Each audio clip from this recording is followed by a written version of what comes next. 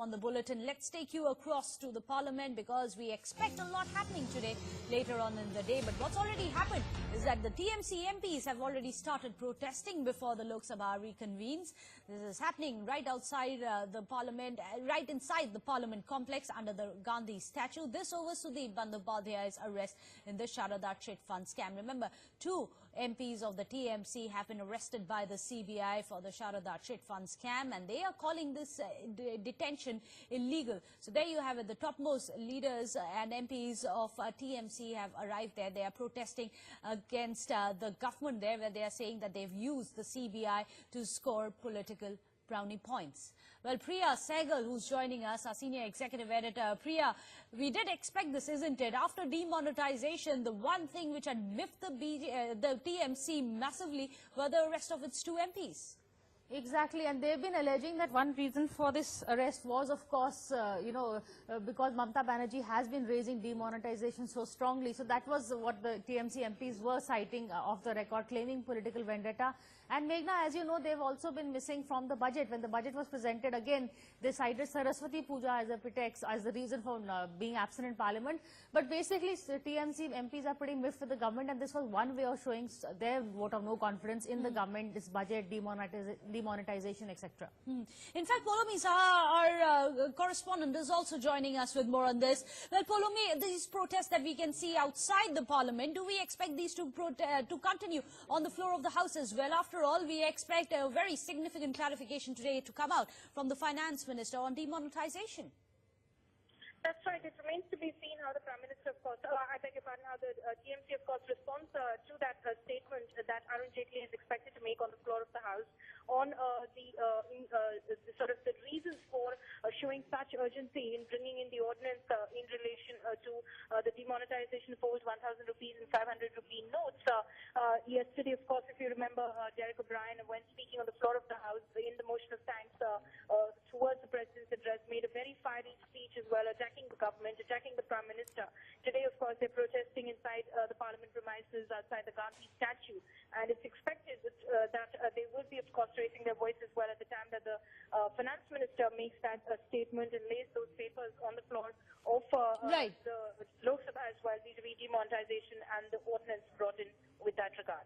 Well, Polomi, do stay on with us. In fact, Mukhtar Abbas Naqvi has spoken before the House reconvenes. Let's listen in.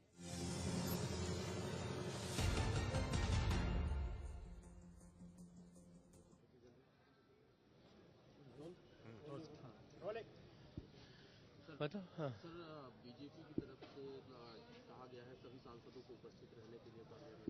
देखिए, राष्ट्रपति अभिभाषण पे चर्चा जो है वो राज्यसभा में शुरू हो चुकी है और लोकसभा में होगी। निश्चित तौर से सभी सदस्यों को इस मौके पर रहना चाहिए। इसके लिए सभी जो दोनों राज्यसभा और लोकसभा के सदस्य हैं उनको कहा गया है और हमें पूरी उम्मीद है कि एक मत से, एक स्वर से राष्ट्रपति अभिभाषण पर धन्यवाद प्रस्ताव पर सभी पार्टियां चर्चा करेंगी। सर, एक मत आप कह रहे हैं, लेकिन 651 संशोधन पेश किए गए, अभी तो पेश किए गए हैं ना। अभी संशोधन पेश करना सभी सदस्यों का संवैधानिक अधिकार है, संसदीय अधिकार है। इसलिए जो है वो देखते हैं, जिस दिन पास होगा उस दिन उस पर देखेंगे क्या होगा।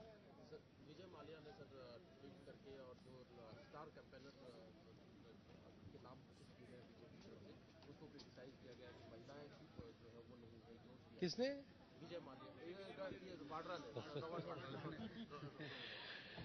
अब देखिए क्या है कि मुझे तो कभी कभी क्या होता है, कांग्रेस जो है वो कुल्हाड़ी लेके घूमती है और खुद अपने पैर पे जो है वो कुल्हाड़ी मारती है। तो वाड्रा साहब कांग्रेस पार्टी की वो कुल्हाड़ी है जो कांग्रेस के पैर पे हर दिन मार रहे हैं और हर दिन कांग्रेस को घायल कर रहे हैं।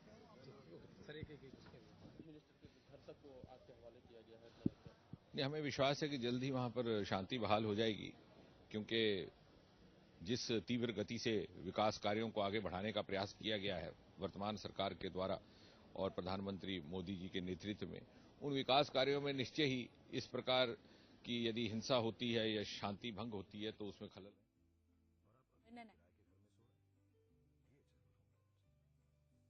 Let me go across to Polo Misa, who's joining us with more on this. There you have it, several reactions which are coming in. Any word you've picked up? How do we expect the opposition to behave today? We've seen several miffed reactions coming in after the budget was tabled, be it from the Congress, from the SP, and even, of course, the TMC. Do we expect these protests to continue on the floor of the House as well?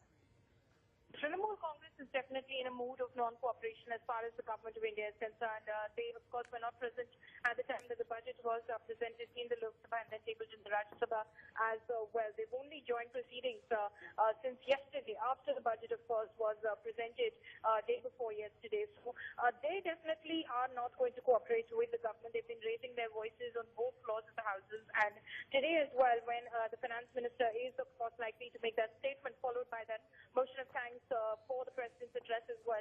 It's expected that the Trinamool would be, of course, in terms of that motion of thanks, we could possibly expect another fiery speech from one of their leaders in the Lok Sabha. Of course, the team being led now by Shobhata Rai, because, of course, Shruti Bandyopadhyay, who is the leader of the House, is now in jail for his alleged role in the Rose Valley chit fund scam. And, of course, when the finance minister makes that statement, expect some noises from the TMC benches for sure. We'll keep tracking the interesting developments there. Remember, it's less than half an hour before we see the House reconvening. Protests have already started under the Gandhi statue. Thank you so much, Polomi, for joining us with your inputs. But with that happening in the Parliament, very shortly we expect the Lok Sabha to reconvene, and more importantly, we expect the Finance Minister also to give some kind of a clarification on what really led to the ordinance on demonetization. But meanwhile, what we have seen since morning is that TMC MPs have been protesting in Delhi over Sudeep Bandyopadhyay's arrest in the Sharada chit fund scam. But before that, let's get you some big breaking news also, which is coming in. Well, Sharad Yadav has given an adjournment notice regarding UCC. Well, that's the big breaking news that we are getting for you. Sharad Yadav of the JDU wants to discuss the Uniform Civil Code, and he's passed an adjournment notice. He's moved an adjournment notice in the Rajya Sabha. That's the big breaking news that we are getting for you. So we expect a lot of forward movement today. We'll, in fact, listen in to Sharad Yadav and see if we have his reaction.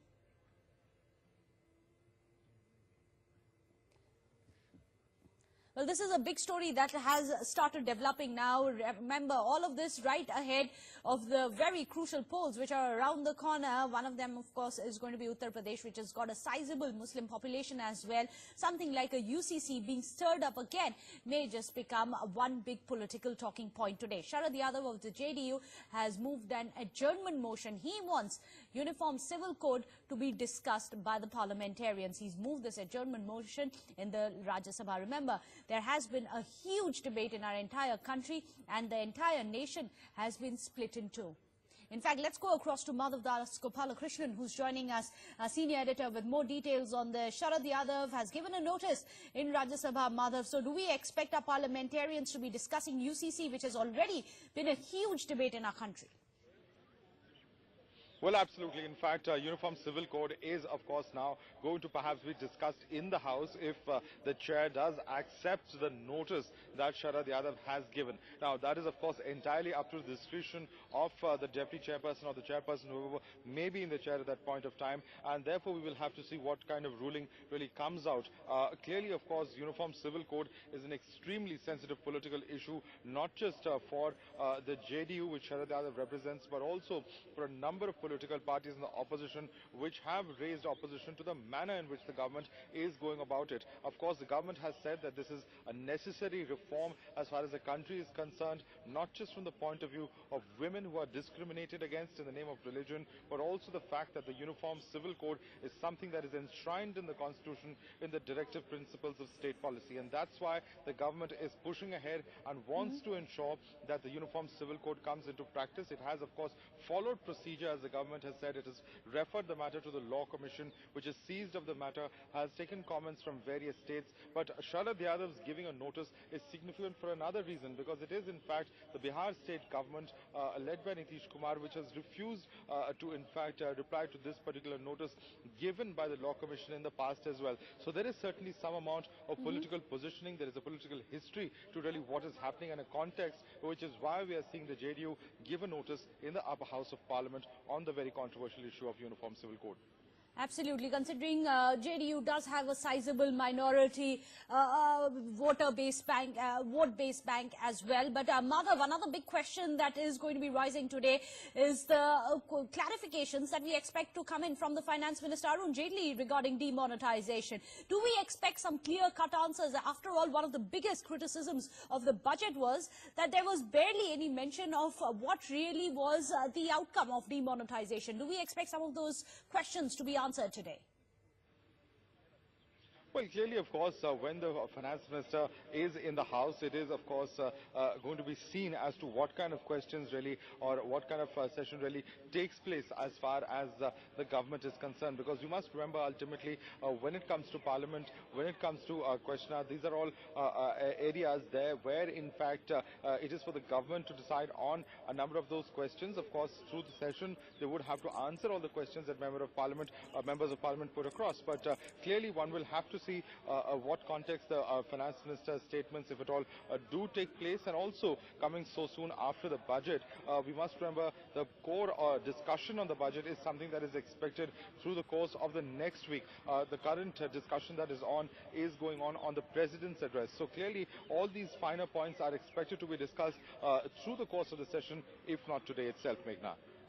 What's interesting, Madhav, since morning it seems there is a united opposition against the government. It seems the opposition parties have already pulled their gloves off and they are preparing for a face-off, isn't it? Even as we speak, Madhav, TMC MPs there, we have visuals on our screens protesting against the arrest of their TMC MPs. On the other hand, you have the opposition, especially the Congress, which has been repeatedly saying that the budget has been advanced for political gains. Then, of course, there is the RJD, which has given an adjournment motion in the Lok Sabha, the JDU, which has given an adjournment motion in the Rajya Sabha. So there does seem to be unity when it comes to the opposition in trying to corner the government. It seems they are preparing for. Well, in terms of cornering the government, clearly that is the role of all opposition parties. But the big question, Meghna, is whether there is really unity or whether each party is trying to claim credit for putting the government on the mat. And that's really what seems to be happening. And if you look at the kind of issues that have been raised, for instance, the Congress's deputy whip in the Lok Sabha has given a notice on the issue of death of a parliamentarian from his home state of Kerala, E. Ahmed, and of course the government's response to it, which he has raised objections to. The TMC has raised a number of other issues post-demonetization, and of course TMC's own protest, many look at it politically, is from the point of view of the functioning of the CBI and the kind of arrests that have taken place of its leader in the Lok Sabha. If you look at the JDU, which we were just mentioning, it has raised the issue of Uniform Civil Code, and RJD, of course, raising other political issues. So if you look at the kind of issues on which they're trying to corner the government, really the unity does seem to be far less in terms of the action they are taking, and particularly the issues that they are all individually trying to raise, because clearly each party thinks it's more apt that they raise the issues that are closer at heart or more important for them.